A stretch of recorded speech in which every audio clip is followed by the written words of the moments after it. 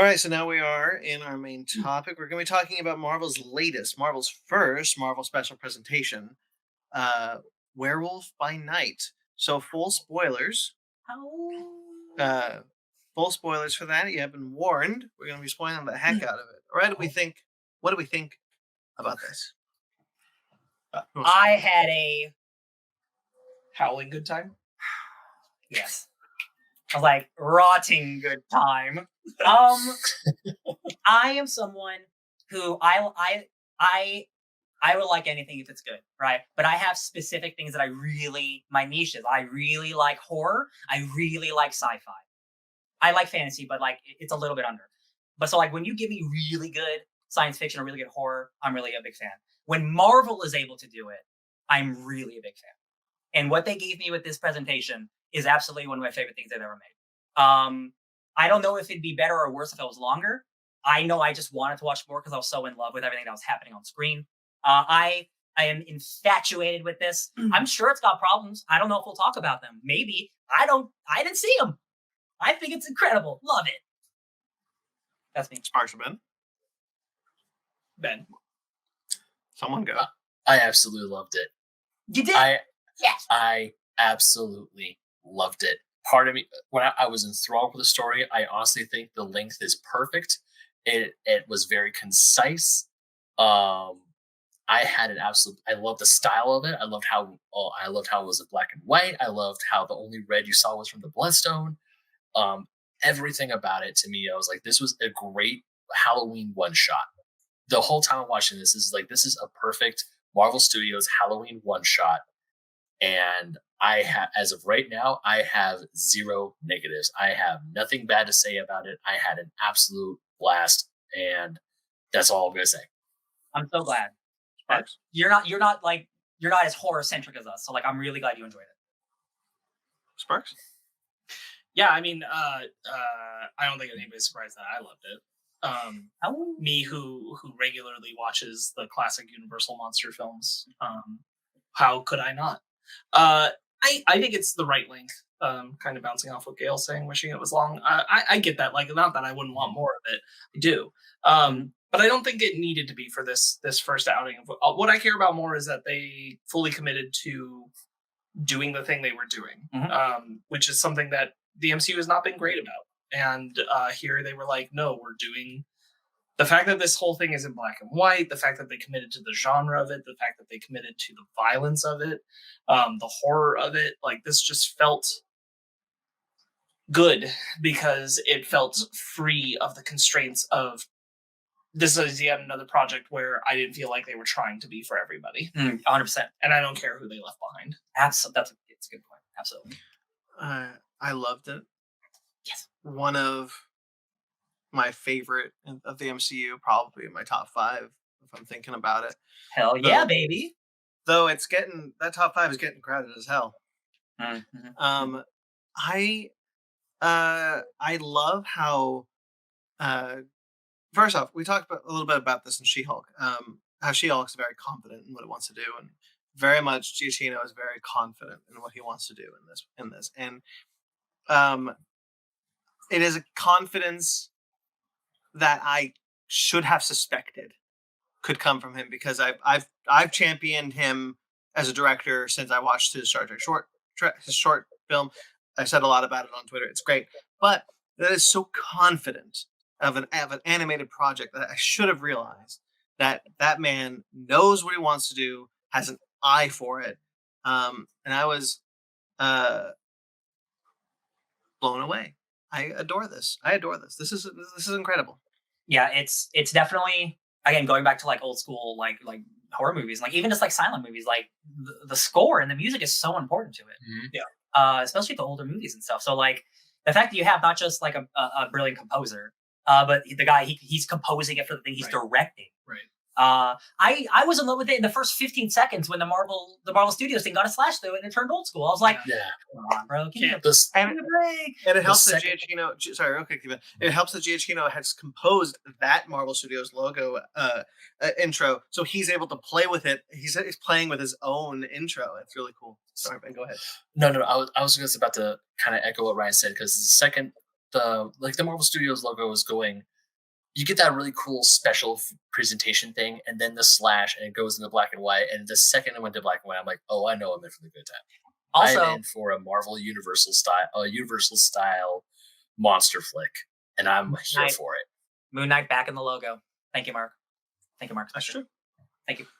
I really, I want to talk a little bit about the black and white, because we've touched on it already. One of the things I'm not gonna throw anything under the bus, but one of the things that I is very important with black and white is something that James Mangold talked about. You know, he couldn't just. People were asking him, "Why don't you just? What's stopping me from turning the color down on my TV to watch Logan Noir?" And he's like, "Well, it's not purposeful. Black and white needs to be purposeful. It cannot just be black and white for its sake. Everything." Exactly what we did, right? Just turn the saturation down. Yeah, it can't. It's got to be. Snyder. Yeah. I don't want to throw anyone under the bus. I did. It cannot. It has to be. It has to be seen through the eye of black and white. And what I've noticed very early on is how nothing blends into the background. How the set feels very open and it pops. There's depth of field within the shadows. The shadows are true black. In a way, this is the most colorful the MCU has been in a long time, just because of how bold those blacks are. Mm-hmm. The way it uses shadow and lighting is brilliant. Everything, I already said, like, all the plants easily every leaf could just blend into the leaf behind it, but it doesn't. You can tell that there are separate plants, and it's so important to make that decision. This is going to be black and white, so we need to make sure we are lighting it like it will be black and white. It's definitely, you can tell, yeah, the thought process was there from the get-go. Giacchino did a very good job of blending the world of the MCU with what classic Universal films look like. Again, like, you don't have to explain that we have like monsters. They do exactly what they need to do. Here are their heroes. There's also monsters you don't know about. That's it. That's literally it. And then you can just introduce to the entire world for the next 10 years of monsters that I'm like, man, look how easy that was. Incredible. What's up, Ben? I was really excited to see Marvel's take at Bloodborne. Yeah. Listen, you're gonna love Elsa Bloodstone, then, my guy. That's literally she's Miss Bloodborne. She's an asshole. She kills monsters. It's what she does. I'm sorry. The second they were talking about the Hun and the Scottish guy's axe, I was like, this is just Marvel Bloodborne. I'm here for it. Yeah. Definitely. It was battle royale, both the monster involved, like, just really fun concept. I love the misdirect of man thing also. Like, he's this monster in the thing, and then when he comes out and grabs Jack, and he's like, "Oh, Dad, I found you." Good, again, another misdirect to the trailers, because he gets grabbed through, and I'm like, yeah, good shit. Man thing, definitely, probably the MVP. Like, again, it was so smart not making him the actual, like, monster, because he is just like Swamp Thing. He's a person. Right. People think that's what's great about the show. It's about, like, hey, my monsters aren't monsters. Blah blah blah. Now everything's black and white. He's so fun. They made him so fun. He makes coffee. He's best friends with our lead. Jack Russell. Jacqueline Russo, who got a name change, so he's a dog now. I forget his name because he has 3 names. He's a great name. Gael Garcia Bernal. It's really nice that they were able to, because again, in the comics, Jack Russell, white dude, very boring, turns into a werewolf, right? Bringing in a Mexican actor, doing the De Los Muertos stuff on his face, allowing him to bringing more culture to the MCU that this Phase 4 has done so well. It is. I don't think this is going to sound negative. There's not a lot to his character. He's kind of the vessel for the audience. It's more about everyone else. He's just a really good dude. But it's nice to see that it wasn't just a boring white dude. That's the thing about this Marvel special presentation format that is so interesting to me, because it is there isn't really a character arc. Every character, not like a change. There's not really a character change. Every character has an arc, but not like a change. Yeah. Every character, Elsa and Jack, they start at a place, they have a goal, and the story is just them completing that goal. And because you're not working with the 2.5 hour length of what an MCU film normally is, you're working with a shorter time than that. It was really smart to just be like, to establish every character, who they are, who the audience needs to know them as, so that we can invest in them as we follow them on their journey. I think there's some great storytelling in the beginning with Jack Russell and Elsa Bloodstone. There is a little bit of exposition with the stepmother with Elsa, which I think is delivered actually in a pretty natural way. But Jack kind of being uncomfortable and kind of walking around trying to kind of give this off this air of like, I'm one of you guys. While he's kind of looking at the trophies. I noticed it my second time. He doesn't walk in wearing the necklace. He has it in his hand, and then when he puts it on as he's walking, like he's not part of this. He's not a hunter. He's a creature of the night who hunts, but he's not a hunter. Right. Which is again a great reveal. Like, oh, this dude's killed more monsters than anyone. Yeah, because like he's a monster hunter as a monster. Just so to comment on the special having an arc thing, and to be fair, I'm saying the thing you said. Yeah. But Elsa essentially does have an arc through this because I think you're right about what you thought of when we were watching it. That when she's the color is coming into the world when she's sitting into the chair, it's her focal point of the world of monsters is not black and white. Yep. As that simple. Yep. Jackson monster. Because that's changed, and that is an arc, and that's enough because it's the arc of a one-shot comic. That's as much as that is here. I don't disagree with Gail about wanting a more explanation for the history between why Elsa fell out with her dad and that kind of stuff. Like I think there sure was room to flesh that out, but I also don't feel like it was necessary to make this work. Yeah, it's one of those things where they give you just enough so you get it that like she doesn't want to be part of these assholes. Like these are a bunch of jerks, and whether she doesn't care about their she doesn't care about their traditions. Now her stepmother sucks. She's no, so I say that, good. but that actor's super good. Oh my god, she eats it up, man. The most like straight faced Frau Bluche I've ever seen. My god. Yeah. Very, very, very. I will. Is it Harriet Sansom Harris committed 150% to the role she was playing in this special? You know who? And the special would be weaker without her. I agree. You know who also committed? The guy who has to turn the thing. He's like, he did give great. That guy did give great Igor vibes. I will not lie. Ben, you've never seen Young Frankenstein, have you? I have not. Yeah. Okay. There's a similar character in Young Frankenstein, played far more comedically to the stepmother. I thought all the secondary characters were really colorful and fun, especially the butler who's got his cane is all the thing. If the Ulysses Bloodstone, a talking animatronic corpse is such a cool thing. Like that's so cool. It's good because it's funny. It's very Halloween. Graveyard but it's also a window into like how effed up he is and how effed up the family is, and you kind of get the window of like why Elsa wouldn't want to be a part of this, just from the fact that her dad rigged his own corpse to give the instructions for getting the bloodstone. Like a weirdo. Gail, that's a great question. Why did Elsa want the bloodstone? One, it is part of her like legacy. You know, like if you're a king and you have a princess, it's her heritage. She wants it because she believes it's her heritage. It's her heritage, yeah. And she might not want to be part of the Bloodstone family, but the Bloodstone makes you immortal and it gives you super strength and all this good shit. So like, I'd want that if my shitty dad died, for sure, absolutely. There's some great speculations, great stuff in the comics that Ulysses not actually dead. This is all a ruse to get Elsa back into his life. I firmly believe that could be the case, but again, this is the MCU. Ulysses could be a throwaway character. Either way, it's fun. Ulysses is a really, really. Ulysses Bloodstone is not a character I never thought would appear, just like Elsa Bloodstone in live action. So like, dude, I still can't believe that for real. It's crazy. Man Thing was mentioned in the first season of Agents of Shield. Mm-hmm. What's her name? Maria Hill walks out of the courthouse and says, "Oh, they just kept asking me like, what is a man thing?" That's right. Yeah.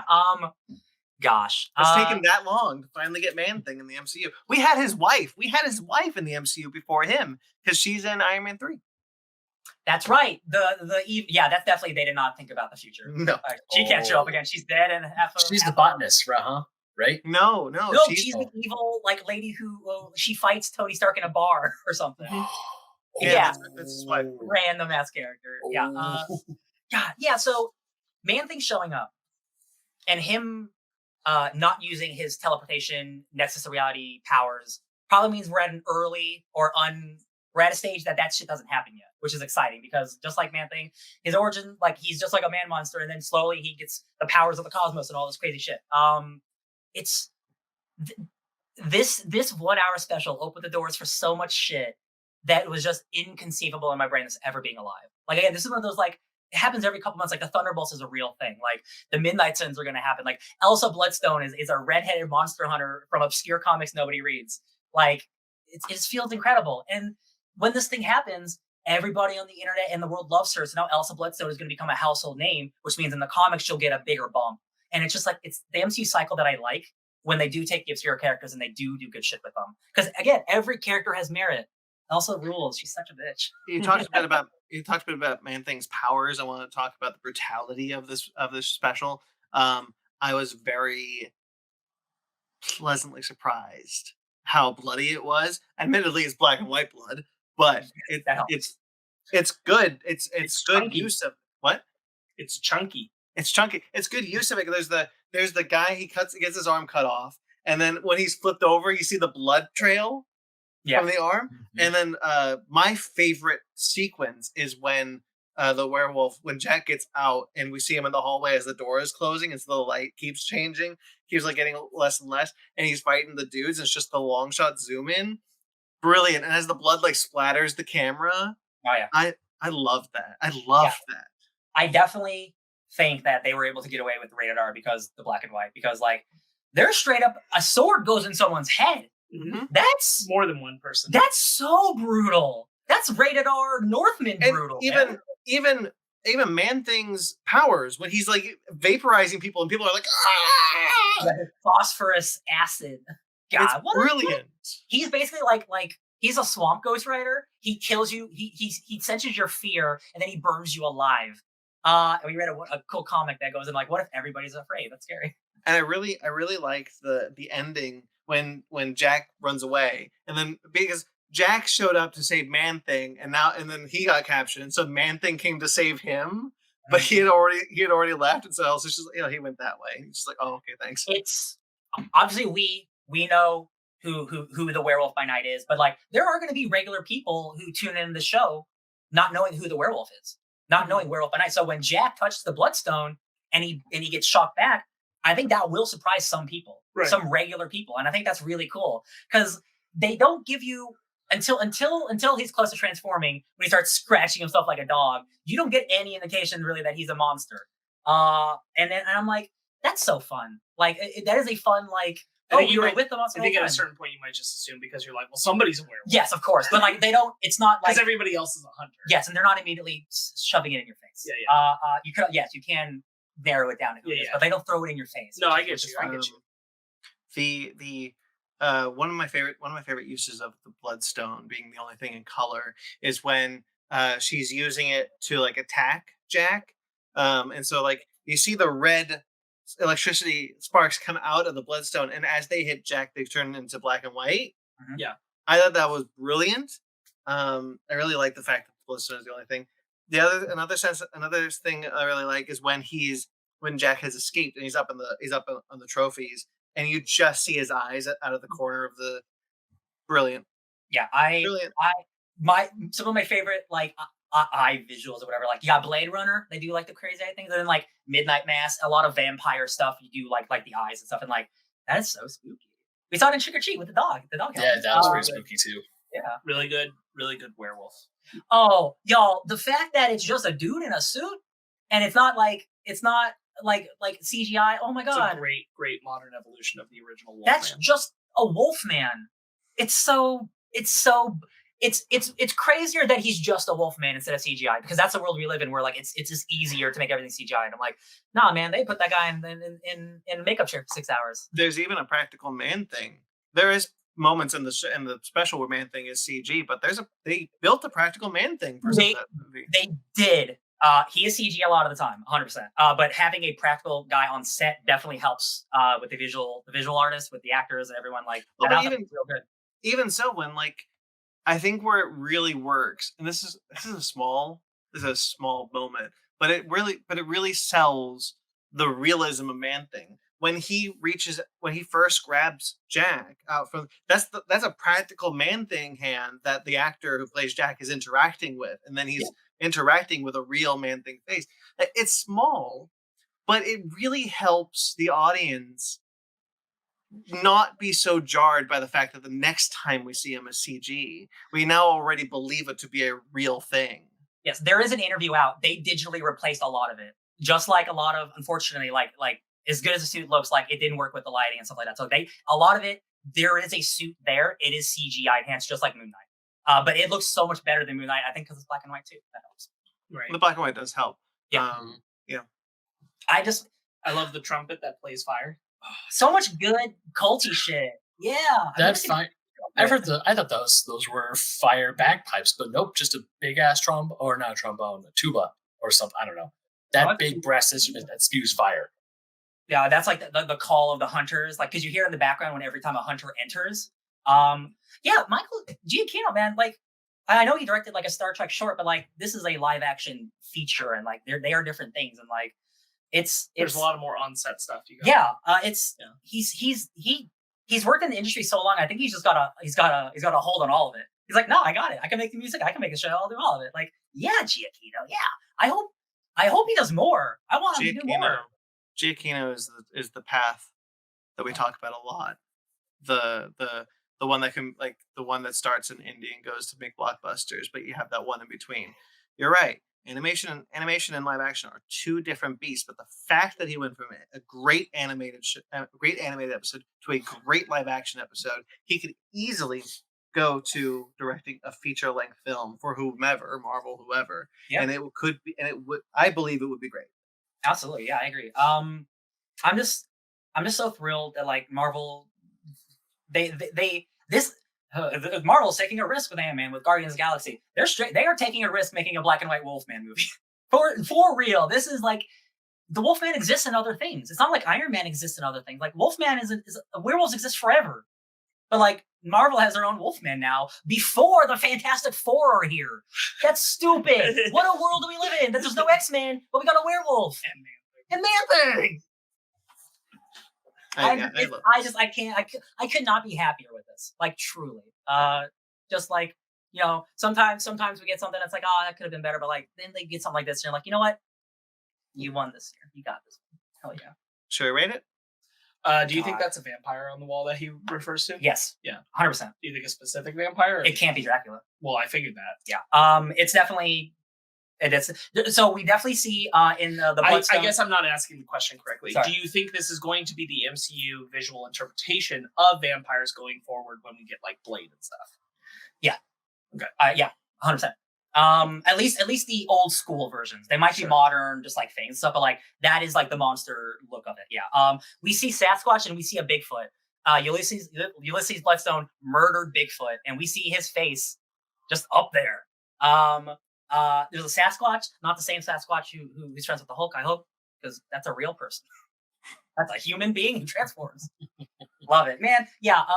Would I give this a 10? Like I give it a 10. Like again, if it was longer, it might have more issues, but it's an hour and there's no problems there. So like 10. I love it. Give me an Elsa one shot, please. Sparks or Ben? Ben, you've said very little. Why don't you go off? Okay, sure. But also I want to bring up Gail's comment as well. She said that this was definitely a hit. Everyone was chatting about this in the hospital over the weekend. I love that. And Mag was saying Drac was too OP. Unless he's fighting Hammer Hulk. Yeah, unless he's fighting Hammer Hulk. I absolutely love this. Even earlier, Gail was talking about like the moral of the story, and I think I love the moral of the story is like not all monsters are monstrous. Like the reason Jack is there is to go save Ted. Ted is just like, he is stuck there and he's like, I don't want to be here. I'm just a man thing. Boop, doop, doop, doop. And then you got like the complete black and white visualization of the hunters who like, we see monster, we kill monster because monsters are all evil when they're inherently not. But other than that, I also have to give this a 10. Yeah. It was short and sweet. It's a great style. Absolutely stunning. Just the way it was shot, it's stunning. And even earlier, Gail was talking about the over the rainbow scene where everything turned to color. I thought that was beautiful. I was like, that's a great moment. And even the end part with just Ted and Jack talking about going to get sushi. I'm like, You picked the spot. it's like, I love this. This is everything about this was perfect. And yeah, it's a 10. One more thing that I mentioned. There's a scene where it's the stepmom's face, and then it transforms into a skull into the next scene. That's a very like Sam Raimi transition. I'm like, yeah, thank you, Michael. It's very monster classic Universal. There you go. That's a better. There you go. Yeah. Love it. Raimi tapping classic. 100%. I really like the part where Elsa is like Ted. I thought that was very well lovely teed up name. and executed. I mean, I could say more things that we already said, but I just think it's really good. So it's a 10. I also would give it a 10. So 10s across the board. Perfect score. I think it is just long enough. We should have a fun little thing when that happens. It's so rare. Yeah. Good point. Yeah, you need a button. Yeah. I think it's just long enough. I think it's paced incredibly well. It shows a confidence in a burgeoning director that I love to see. I'm so excited for more of Michael Giacchino's directorial efforts. I will always be a fan of his music, and I'm so here for all of his music. But as a director, he is untapped potential that I cannot wait to see more of. Hey man, that Blade movie needs a director. It's true. A black director. I would wish that they could make a Werewolf by Night special every Halloween. I would love to watch more adventures of Jack Russell throughout all, like just make Halloween specials, Marvel special presentation, Werewolf by Night. Wouldn't shock me if some of these folks are in Coven of Chaos. Just saying. So there was rumors before Werewolf by Night was officially announced that there was going to be every year there would be one, and the next one would be Elsa. This was before the trailer came out. Now that Werewolf by Night is out, I firmly believe the next one will be an Elsa one, 100%. How rumors go, like it seems to be true. I do think this is a good success. So I do think that Marvel will be interested in doing these every year, a Halloween special. And if Guardians of the Galaxy holiday special is good, I can see them doing a holiday special every year as well. Maybe perhaps not Guardians of the Galaxy, but like something else. A Spider-Man holiday special. I'd watch the shit out of that. Oh my God, yeah. The point is, I'm really happy with the first Marvel special presentation. I'm excited for more of those. I'm excited for more of Giacchino. I love this. I adore this. This is up there for me. 10 out of 10. I love it. Look at that, Top man. 10 list. Sometimes Marvel just does it right. Thank you, Marvel. I appreciate you. Book club?